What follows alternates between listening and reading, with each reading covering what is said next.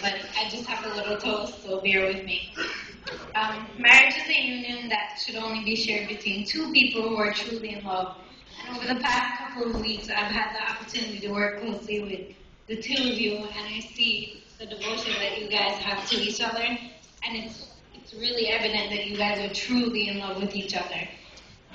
Every moment when things went wrong, one of you was behind the other there to catch them and to support them, and it was really an inspiration.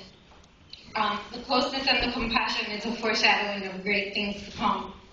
Nowadays, most couples, especially our age, find it difficult to develop a bond that surpasses outside obstacles. However, it is clear that you both can work through anything. The bond that you share is inspirational, and the positivity that you give off to others solidify your devotion to each other and to others. Continue to give of yourself undyingly and unselfishly, but most importantly, never forget the things that made you fall in love in the first place. I love you both, and I wish you both the best, and continue to grow in God.